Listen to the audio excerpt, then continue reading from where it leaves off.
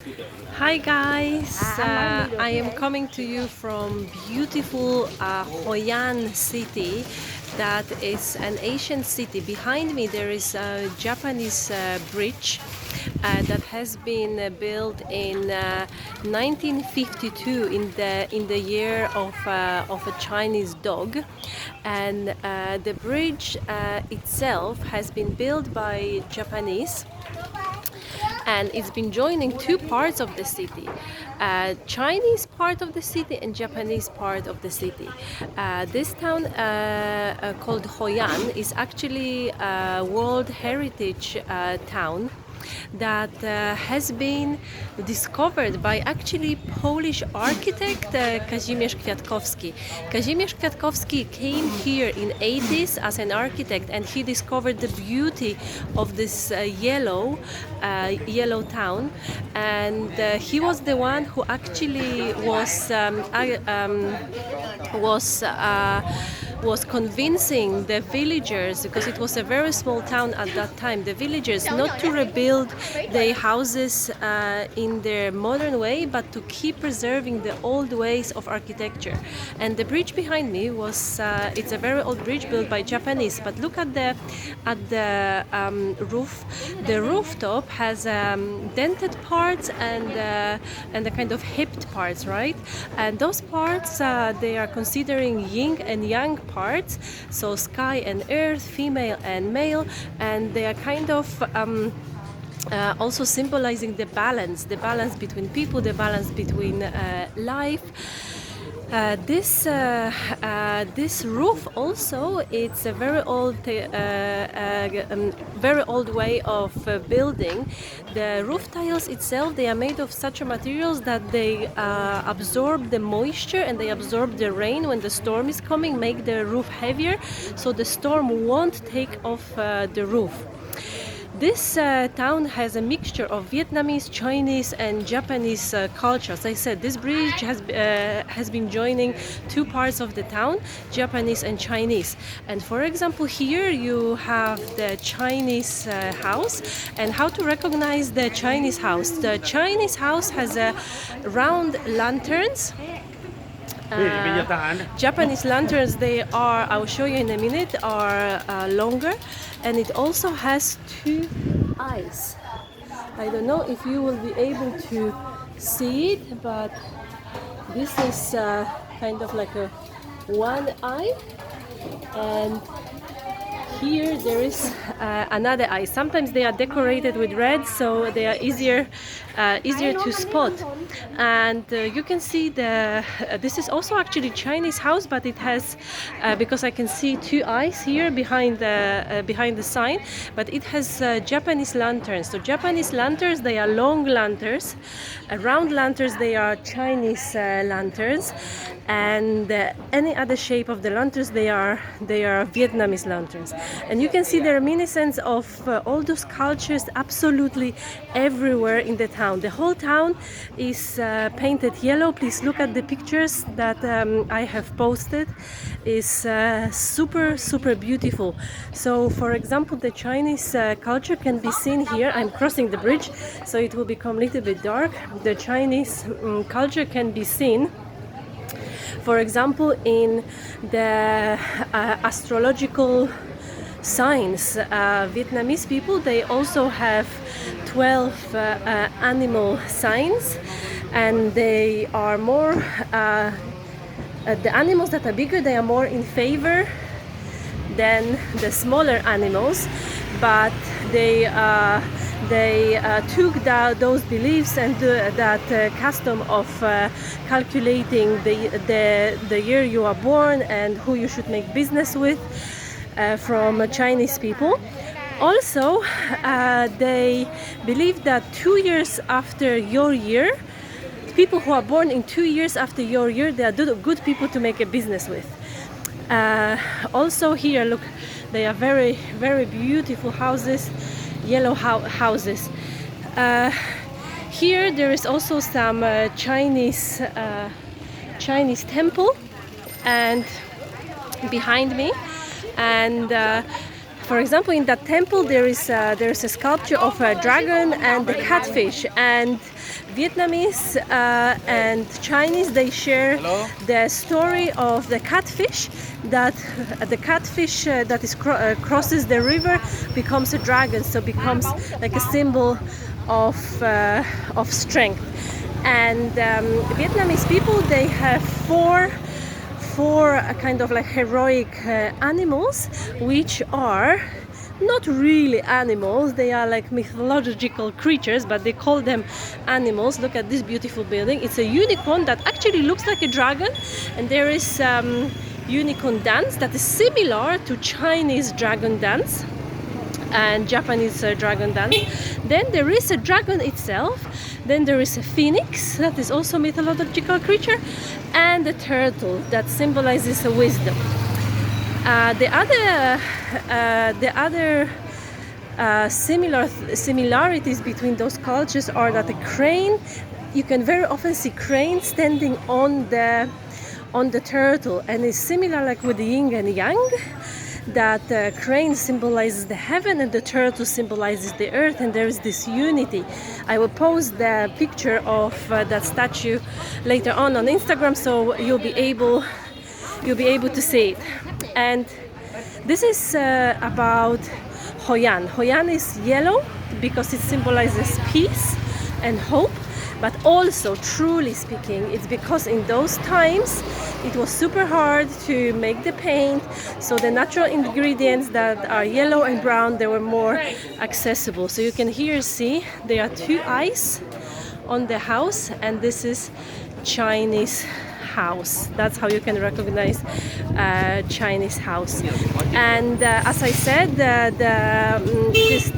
town become a world heritage because of this Polish architect, and unfortunately he did all the work applying for this town to be recognized, preserving the architecture, and only 2 years after he died, the town has been recognized as a World Heritage. And here you have his statue, so you can see. Obviously, Vietnamese people, they are not able to pronounce his name. When I was on the tour, I had no idea that this lady is talking about the Polish man until I actually saw his name written on here. So this is Kazimierz. Right, now a little bit more about Vietnam itself. As I said before, Vietnam is still run by the communist country. Therefore, those people here, they are super welcoming and super helpful, but very, very rigid. They do everything by the prescription, so by the rules. And if you are in opposition to the party, you end up basically in the jail or in the police station, at least, getting into trouble. But there is lots of shops around here, right? So it doesn't look like a communist country, even though it is communist country. The difference from the total communistic regime and the one in Vietnam is that the Communist Party has realized that it really doesn't make sense for them to run the country in a strictly communistic economical way, as the inflation has been rising up a lot. So they applied the European system of privatizing all the businesses. And therefore there's lots of privatized businesses, and the country seems to be very free, because people can grow their businesses, they can earn money, and the system that was before, which was basically similar to the Polish system, that no matter what you do, no matter how much you work, if you build half of the bridge or full bridge, you get paid the same, has been removed, and therefore the country is actually flourishing. Look at these beautiful yellow colors. Also, a very interesting fact about Vietnam is this, that the language and that other Other similarities between China and Vietnam is that the language comes from Chinese language, little bit from Japanese. However, because of Portuguese colonies, but and also French, mostly Vietnam has been colonized by French actually. But when Portuguese came here as well, they decided that this language is very, very hard to write down. Obviously, you know, writing in a Chinese letters is super, super difficult. Therefore, they adapted Latin alphabet and changed slightly the pronunciation. And therefore, the Vietnamese nowadays is more unique and different to Chinese. And you can write it like, for example, here. You can see there are Latin letters adapted to the kind of Chinese pronunciation. And about the pronunciation, it's super, super hard. Vietnamese people, they struggle a lot with English. For example, when I was doing my my bike tour, the lady was trying to tell me something and she was saying wah-ah, wah-ah, wah-ah. Guess what she was saying? She was saying 1 hour. Look at those beautiful lanterns. 1 hour. And the problem is that they have 6 different ways of pronouncing H, for example. Huh, huh, huh, huh, huh. And it's super hard to learn it. Now, in the Japanese influences you can see here a little bit less. But for example, crane, right? I said that crane also comes from Chinese culture, but also from Japanese. There's lots of paper cranes that I can't show you at the moment. I can't see them around. But paper cranes, they come from Japanese origami, and they are used by young boys to date girls. Basically, if the boy makes a crane and pass it to the girl, and if the girl takes it, that means she says yes. And obviously, boys, being smart, they apparently make lots of cranes and distribute to all sorts of girls to have as many as they can catch.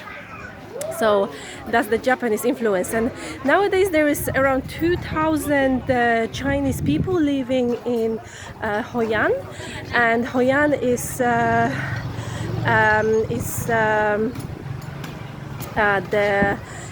positioned near the water, near the sea, but also near the river.